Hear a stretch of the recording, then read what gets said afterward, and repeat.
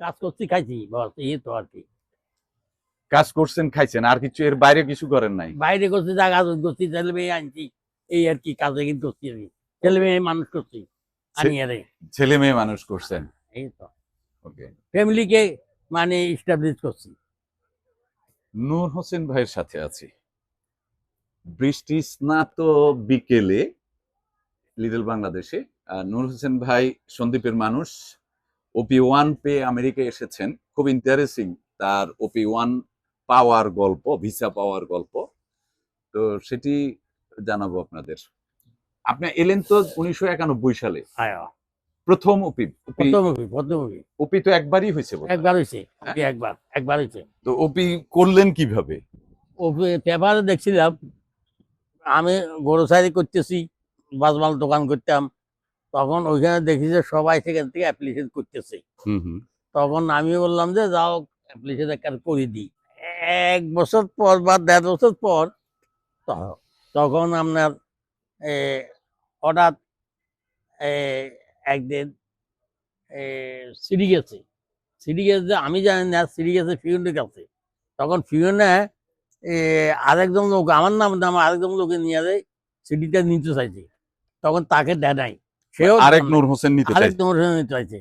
তখন তো ছবি টবি ছিল না, ছবি ছিল না তখন। তখন তাকে দেয় নাই ফিউনে বলে যে তুমি তো অল্প দিনের দোকানদার, যেহেতু আরেকজন দোকানদার আছে ওখানে বহুত পুরানা, ওই দোকানদার থেকে নিয়ে আসো। তখন যার হয় তাকে আমি বিবেচনা করে দেব। তখন খোলার পরে ডাক পিয়নে বললো আপনি দোকান করেন কোথায়? কলেজ সামনে, সন্দ্বীপে কলেজ সামনে। তো এখন তখন সেখান থেকে পোস্ট অফিসে একটা গেছি একদিন, ও গেছে ফিওনের কাছে। নেওয়ার পর তখন ফিওনে সিডিটা খুলি দেখলো যে নূর হোসেন সওদাগর, কদম ভাড়া, কলেজ রোড। সিডির উপরে দিয়ে একটা অ্যাড্রেস এবং ভিতরে আর কিছু লেখা নাই। তখন হঠাৎ ওই লোকে কইলো যে আপনার সিডিতে আমি আসছিলাম, সিডি তো আমি আগামী দিন সিডিয়াক যাইতে হবে, যেহেতু আমার বলে যাওয়া আমেরিকা থাকে, সিডিটা আমি চেক করতে হইব, সিডিটা আমার না আপনার। তা আমি বর্ণনা করলাম যে যাও, আমার তো দোকান সুন্দরভাবে চলতেছে, আমি ব্যবসা করতেছি, আমি কোনো অসুবিধা নাই, আল্লাহ না জানি। তো ঠিক আছে, তুমি নিয়ে যাও, তোমার হইলে তোমার, আর আমার হয় তো তুমি চেক করে আসলে আমাকে বললো, তখন আমি নিজে চেষ্টা করব। তখন এবার রয়ে গেছে তার কাছে টিয়ার পাওয়ার দিই। তখন আমার দোকানের মালিকের ছেলে সুজন, ও সৌদি আরবে থাকে। তখন ওই সৌদি আরব থেকে আসিয়া দেখলো যে শুনছে যে আমার একটা সিডি আছে। এটা কতদিন, মানে ওরে চিঠি দিয়ে দেয় আর কতদিনের মধ্যে? কত 15 দিন, 1 মাসের ভিতরে ও আছে। তখন ও বললো যে দেখো তুমি এই সিডিটা হেকে কেন দিছো? আলে দিছি মানে সিডি তো আমি দিই নাই, সিডি ফিওন থেকে সে $100 দিয়ে দেয়, সিডিটা নিয়ে নিছে 100 টাকা দিয়ে। 100 টাকা দিয়ে দেয়, 100 টাকা দিয়ে নিয়েছে। বলছে যে ওনার বলে ভাই আমেরিকা থাকে, তো আমেরিকা মানে যোগাযোগ করিয়া চেক করি, ওনার না আমার এটা নিশ্চিত হবে যে এটা কাঁদতেছিল। তখন সে বলছে, তখন সে গেছে নিয়ে গেছে। তখন ওই লোকে বলো না ওই লোক সিটি, তখন ওই লোকে বলো ওই লোকের সিটি দেয়া, করলো সিটি সৌদি আরব থেকে যে আসছে, সৌদি আরব থেকে আসছে, করলো এটা সিটিটা আপনার, আপনি আমার লোক ওনার সিটি গেম করছে, উনি পুরান সিটি। তখন আমি বললাম যে যাও, অসুবিধা নেই, দিছি। তবুও সে বললো না, আপনি জানেন একটা বিষয়ের দাম 2.5 লক্ষ 3 লক্ষ টাকা আমেরিকার, আপনার এই 2.5 লক্ষ 3 লক্ষ টাকার বিষয় আপনি ওকে দিয়ে দিলেন। আনলে না, আমি দিই নাই, উনি নিশ্চয় করলো। ঠিক আছে, আপনি এটা চেক করে আসেন, আপনি ঢাকা যান। এখন ঢাকা যাওয়াতে আপনি যখন বলছি, তখন চেয়ারম্যানের কাছে গেছি, লোকাল চেয়ারম্যান, ইউনিয়ন চেয়ারম্যান। আচ্ছা, ইউপি চেয়ারম্যানের কাছে গেছি আর বললাম ভাই যে আমার অ্যাড্রেসে একটা সিডি ছিল, ওই সিডিটা অমুকে লোক গেছে, এর থেকে সিডিটা আমাকে ফটোকপি করে দিতে বলেন, যেহেতু আমি আর ঢাকা যাই চেক করবো, যেহেতু আমার ঢাকাতে একটু এটা চেক করার জন্য যাবো। বললো তুমি ঢাকাতে নিজে চেক করি আসো, ওই চেক করে যদি তোমার হয় তাহলে সম্পূর্ণ খরচ আমি নিয়ে দিব, তোমাকে ডবল লই দেবো। তখন না বাস বিদায় দিয়ে দিছে। তখন করলেও ঠিক আছে। তখন আপনি তো, আপনারা তো জোর করে চিঠি নাই না, ওই লোক তো আপনার কাছ থেকে জোর করে নেয় না, জোর করে নেয় নাই, ট্রিক করে হয়তো নিছে, চালাকি করে হয়তো নিছে, কিন্তু জোর করে নেয় নাই উনি। আচ্ছা, তারপর ঢাকায় গেলেন। তারপর ওনাকে আমি চেকিটিও দিছি, যেহেতু কিলে দিছি, যেহেতু আমার দোকান বন্ধ করতে হবে, ঢাকা যাইতে হইব, আইতে হইব, এইটা আমার না হেতে এটা আমি আপনি তখন এত কেয়ার করেন না? না কেয়ার করিনি, আমার তো অসুবিধা নেই, আমি আল্লাহ চলতেছি, আল্লাহ আমাকে চালাইতেছে, ওকে, এই জন্য আমি সিট লই নাই। তো ওনাকে দিয়ে দিছি উনি আচ্ছা। যাওয়ার পর 2 মাসের ভিতরে উনি আর শনিবার আসে না, 2 থেকে 2.5 মাস। মানে চেক করে আর আসে না? না উনি আর আসে না, উনার বাড়ি তো আমার বাড়ির লোক দোকানের কাছে, উনি আর আসে না, তখন আসে না, রয়ে গেছে। উনি আসলে উনি শুনলাম নাকি ওনার শালা বোনের জামার লগে এবং ওনার শ্বশুর কুলদার টবাগত চাকরি গেছে, দুইজনের সাথে যোগাযোগ করে এরা করতেছে, আমেরিকা আইতেছে, এইখান থেকে ঢাকা বোর্ডিংয়ে থাকে, আচ্ছা, সে প্রসেস করছে খরচ এখন। করতেছে, হুম। খরচ করতেছে, সে লাইন করতেছে। তার ছবি ছিল প্রথম, বিশেষ ছবি ছিল, তারপর ভিসাতে না, মানে কাগজে দরখাস্ততে আপনি ছবি দিছিলেন? ছবি দিছিলাম, হ্যাঁ। ছবি দিছি। তখন কিন্তু আপনার কাছে যে চিঠি আসছে সেখানে তো সেখানে ছবি কোনো ছবি দেয়, হ্যাঁ। সেখানে কোনো ছবি দেয়। পরবর্তীতে এসে ওনাকে 2 মাস 4 মাস পর পাইলাম, বললাম ভাই কি গো খবর কে? কইলো ভাই সিডি তো আমার, হুম। ও ভিসা আমার, আপনার চিন্তা করা লাগতো না। তখন স্যারের কাছে যাওয়ার পর তখন স্যার তো আর দিল না, স্যার করে টাকা দাও।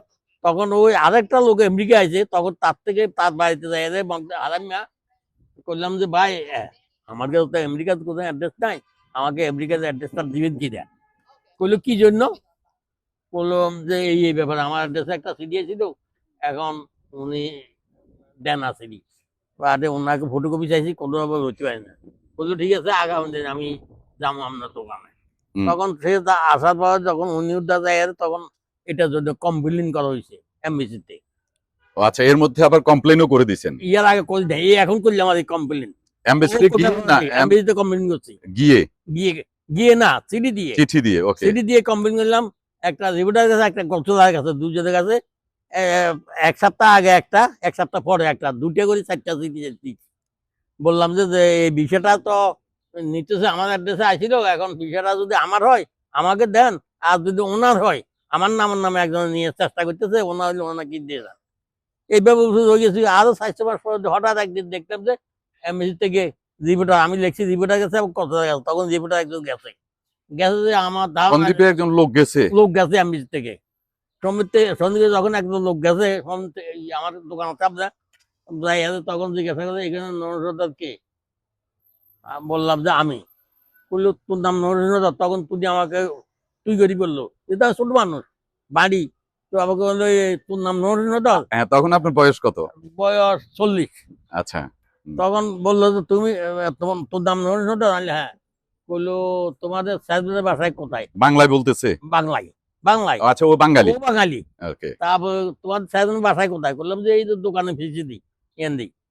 বললো ঠিক আছে তুমি স্যারদের বাসায় আসো, আসিয়া যে তোমার একটু কাজ আছে সেখানের মধ্যে।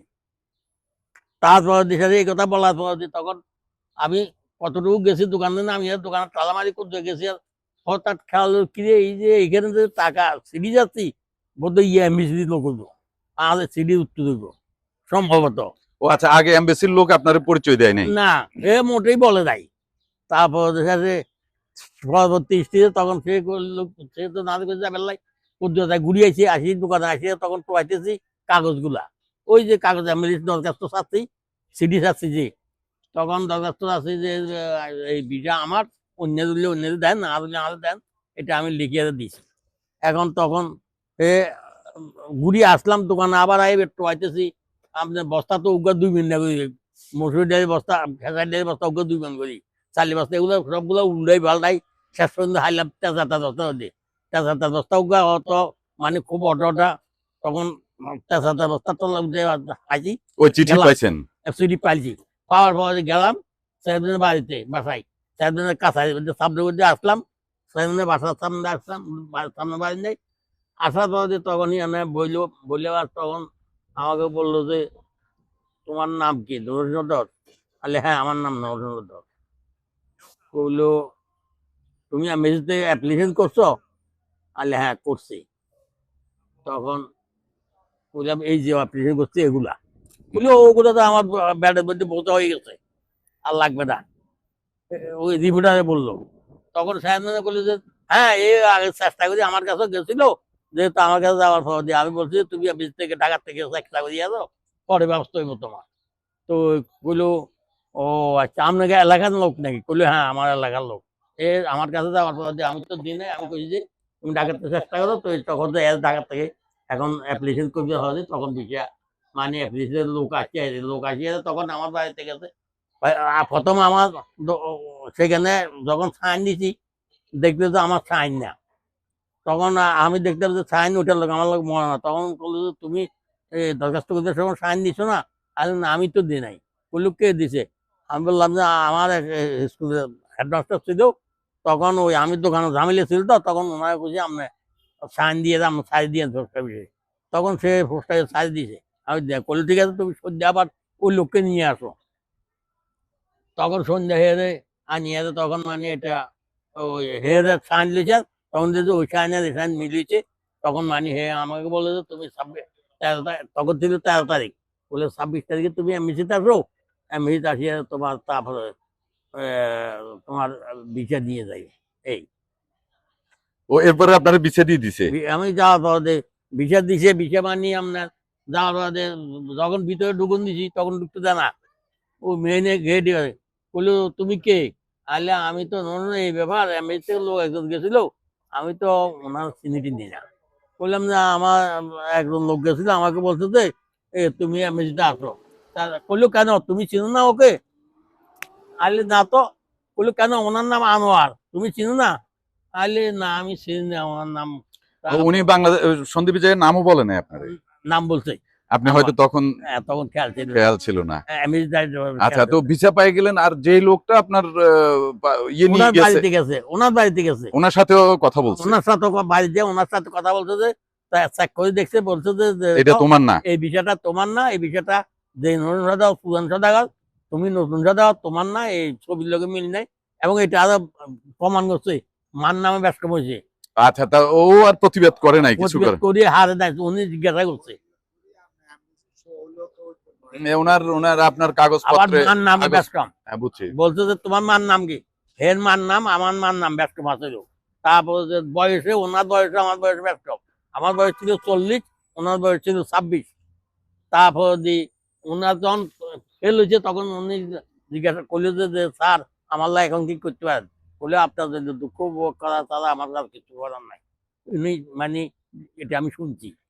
ওকে, তো এরপরে আপনি ভিসা পাই গেলেন, আপনি যে দেশে আসতে চান নাই হ্যাঁ, সে দেশে তো চলে আসলেন। চলে আসলাম, মানে ভিসা পাওয়ার পরে সবাই বলছে হ্যাটেলো যে গাছে গাছে গাছ কাটাইব জঙ্গলে, তখন তাহলে কাটাইলো কাটা কিনবো। তো ওই একটা লোক পাইছিলাম ব্রিটিশ বিমানে আইছি, 26,000 টাকা টিকিট করছি, ওই ব্রিটিশ লাইন দিয়ে আইতে একটা বাঙালি পাইছিলাম ব্রিটিশ লন্ডন পর্যন্ত।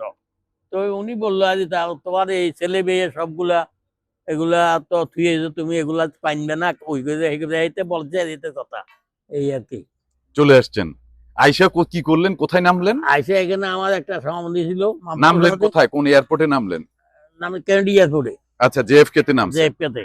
হ্যাঁ, তারপর জেএফকে আমি কল করলাম, একটা সম্বন্ধী আছিল এখানের মধ্যে, স্টেল 631 স্টেল দিকে থাকতো, এর কাছে কল করলে একটা ট্যাক্সিলে চলে গিয়ে, আরে বললো যে একটা ট্যাক্সিলে চলে গিয়ে। আগে থেকে তারে জানান নাই? জানাইছি আগে বাংলাদেশ থেকে জানাইছেন? জানাইছি আগে। হ্যাঁ, বললো ঠিক আছে এখন তুমি একটা ট্যাক্সিলে চলে গিয়ে।